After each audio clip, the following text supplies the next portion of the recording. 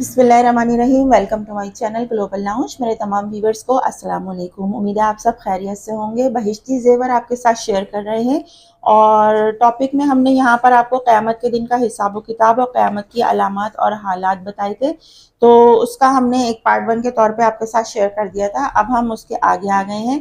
اچھا، قیامت کے حالات اور نشانیوں میں کیا ہوں گے کہ ایک نشانی یہ بھی آئی ہے کہ دین کا علم کم ہو جائے گا اور جھوٹ بولنا ہنر سمجھا جائے گا۔ امانت اور خیال دونوں سے جاتا رہے گا۔ حیا شرم جاتی رہے گی۔ ہر طرف کافروں کا غلبہ ہوگا۔ نئی نئی غلط سلط باتیں ایجاد ہونے لگیں گی، اور اس وقت ملک شام میں ایک شخص ایسا پیدا ہوگا جو سیدوں کا خون ہوگا، اور مصر و شام میں اس کا حکم چلے گا۔ جب یہ ساری نشانیاں ہو جائیں گی، اس وقت سب ملکوں میں عیسائیوں کی حکمرانی ہو جائے گی، اور پھر اس عرصے میں روم کے مسلمان بادشاہ کے عیسائیوں کی ایک جماعت سے لڑائی ہوگی، اور عیسائیوں کی دوسری جماعت سے صلح ہو جائے گی۔ جماعت شہر قسطنطنیہ پر چڑھائی کر کے قبضہ کرے گی، اور بادشاہ جو ہے وہ اپنا ملک چھوڑ کر شام کے ملک میں چلا جائے گا، اور عیسائیوں کی جس جماعت سے صلح ہوئی تھی اس کو اپنے ساتھ شامل کر کے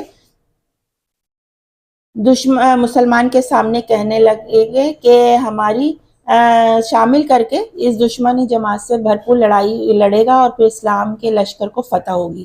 ایک دن عیسائیوں میں سے ایک شخص مسلمان کے سامنے کہنے لگے گا کہ ہماری صلیب کی برکت سے فتح ہوئی۔ مسلمان اس کے جواب میں کہے گا کہ اسلام کی برکت سے فتح ہوئی۔ اس میں بات بڑھ جائے گی، یہاں تک کہ دونوں اپنے اپنے مذاہب والوں کو پکار کر جمع کر لیں گے اور آپس میں لڑائی ہوگی۔ اس میں اسلام کا بادشاہ شہید ہو جائے گا، اور بادشاہ اور شام کے ملک میں بھی عیسائیوں کی عملداری ہو جائے گی، اور یہ عیسائی اس دشمن جماعت سے صلح کر لیں گے۔ بچے کچے مسلمان مدینے کو چلے جائیں گے، اور خیبر تک عیسائیوں کی حکمرانی ہوگی۔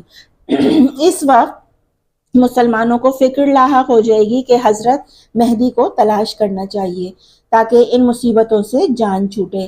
اس وقت حضرت مہدی مدینہ منورہ میں ہوں گے، اور اس ڈر سے کہیں لوگ حکومت قبول کرنے کے لیے مجبور نہ کریں، مدینہ منورہ سے مکہ معظمہ کو چلے جائیں گے۔ اور اس زمانے کے ولی جو ابدال کا درجہ رکھتے ہیں سب مہدی کو تلاش میں ہوں گے۔ بعض لوگ مہدی ہونے کے چھوٹے دعوے بھی کرنا شروع کر دیں گے۔ غرض حضرت مہدی خانہ کعبہ کا طواف کرتے ہوئے حجر اسود اور مقام ابراہیم کے درمیان ہوں گے۔ بعض نیک لوگوں کو ان کو پہچان لیں گے اور اصرار کر کے حاکم بنانے کے لیے ان کی ہاتھ پر بیعت بھی لیں گے، اور اسی بیعت میں سے ایک آواز آسمان سے آئے گی جس کو وہاں سب لوگ موجود جو لوگ ہوں گے وہ سنیں گے اس آواز کو، اور آواز یہ ہوگی کہ یہ اللہ تعالیٰ کے خلیفہ یعنی حاکم بنائے ہوئے ہیں، حضرت مہدی ہیں۔ حضرت مہدی کے ظہور سے قیامت کی بڑی نشانیاں شروع ہو جائیں گی۔ پھر جب آپ کی بیعت کا وقت مشہور ہوگا تو مدینہ منورہ میں جو فوجیں مسلمانوں کی ہوں گی وہ مکہ چلی آئیں گی، اور ملک شام، عراق اور یمن کے ابدال اور اولیاء سب آپ کی خدمت میں حاضر ہوں گے، اور وہ بھی عرب کی بہت سی فوجیں اکٹھی ہو جائیں گی۔ جب یہ خبر مسلمانوں میں مشہور ہوگی کہ ایک شخص خراسان سے حضرت مہدی کی مدد کے لیے ایک بڑی فوج لے کر چلے گا، جس کے لشکر کے آگے چلنے والے حصے کے سردار کا نام منصور ہوگا، وہ راستے میں بہت سے بددینیوں کا صفایا کرتا ہوا جائے گا۔ جس شامی شخص کا اوپر ذکر آیا کہ سیدوں کا دشمن ہوگا، چونکہ حضرت مہدی بھی سید ہوں گے، وہ شخص حضرت مہدی سے لڑنے کے لیے ایک فوج بھیجے گا۔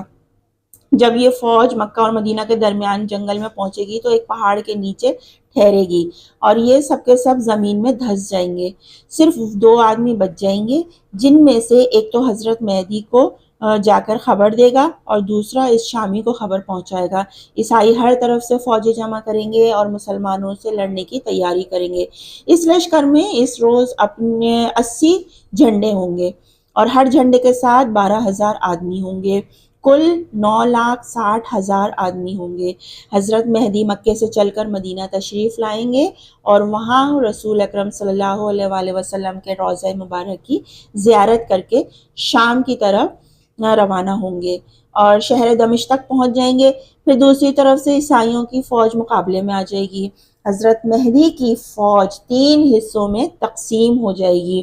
ایک حصہ تو بھاگ جائے گا، ایک حصہ شہید ہو جائے گا اور ایک حصے کو فتح ہوگی۔ اور اس شہادت اور فتح کا قصہ یہ ہوگا کہ حضرت مہدی عیسائیوں سے لڑنے کے لیے لشکر تیار کریں گے اور بہت سے مسلمان آپس میں قسم کھائیں گے کہ فتح کیے بغیر نہیں ہٹیں گے۔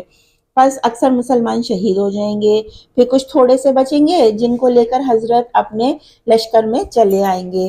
اگلے دن پھر اسی طرح ہوگا اور قسم کھا کر جائیں گے اور تھوڑے سے بچ کر آئیں گے۔ تیسرے دن بھی ایسا ہی ہوگا، چوتھے دن بھی تھوڑے سے آدمی مقابلہ کریں گے اور اللہ تعالیٰ ان کو فتح دیں گے۔ پھر کافروں کا حوصلہ ٹوٹ جائے گا۔ اس کے بعد حضرت مہدی جو ہے ملک کا بندوبست کریں گے اور ہر طرف فوجیں روانہ کریں گے اور خود ان سارے کاموں سے نمٹ کر قسطنطنیہ فتح کرنے چلے جائیں گے۔ جب دریائے روم کے کنارے پر پہنچیں گے تو بنو اسحاق کے 70,000 آدمیوں کو کشتیوں پر سوار کر کے اس شہر کو فتح کرنے کے لیے بھیج دیں گے۔ جب یہ لوگ شہر کی فصیل کے مقابل پہنچیں گے تو اللہ اکبر بآواز بلند کہیں گے۔ اس نام کی برکت سے شہر پناہ کے سامنے کی دیوار گر پڑے گی اور مسلمان حملہ کر کے شہر کے اندر گھس جائیں گے اور کفار کو قتل کریں گے اور خوب عدل و انصاف سے ملک کا بندوبست کریں گے۔ حضرت مہدی سے جب بیعت ہوئی تھی اس وقت سے اس فتح تک 6 سال یا 7 سال کی مدت گزرے گی۔ یہاں حضرت کے بندوبست میں لگے ہوں گے، حضرت یہاں کے بندوبست میں جب لگے ہوئے ہوں گے تو ایک چھوٹی خبر مشہور ہوگی کہ شام میں دجال آ گیا اور تمہارے خاندان میں فتنہ فساد کر رہے ہیں۔ اس خبر پر حضرت مہدی شام کی طرف روانہ ہوں گے، سفر کریں گے اور تحقیق حال کے لیے 9 یا 5 سواروں کو آگے بھیج دیں گے۔ ان میں سے ایک شخص آ کر خبر دے گا کہ وہ خبر محض غلط تھی، ابھی دجال نہیں نکلا۔ حضرت کو اطمینان ہو جائے گا اور پھر سفر میں جلدی نہیں کریں گے۔ اطمینان کے ساتھ درمیان کے ملکوں کا بندوبست دیکھتے بھالتے شام پہنچیں گے۔ بہت انٹرسٹنگ ٹاپک ہو رہا ہے اور قیامت جب قریب آئے گی تو کس طرح کے حالات اور واقعات ہوں گے اور کس طرح حالات بنتے چلے جائیں گے وہ آپ کے ساتھ یہاں سب شیئر کیا جا رہا ہے اور اس بک میں آپ کو نظر آ رہا ہے اسکرین پر۔ بہت دلچسپ ہو رہا ہے لیکن اس سے زیادہ ہم لمبا اور نہیں کریں گے کیونکہ چھوٹے پورشن میں رکھیں گے اور اس کے آگے جب آپ بندوبست کرتے ہوئے دیکھتے بھالتے شام پہنچیں گے پھر اس کے بعد کیا ہوا تو آگے کی ویڈیو بہت انٹرسٹنگ ہونی چاہیے، سسپینس بھی بہت بڑھ رہا ہے۔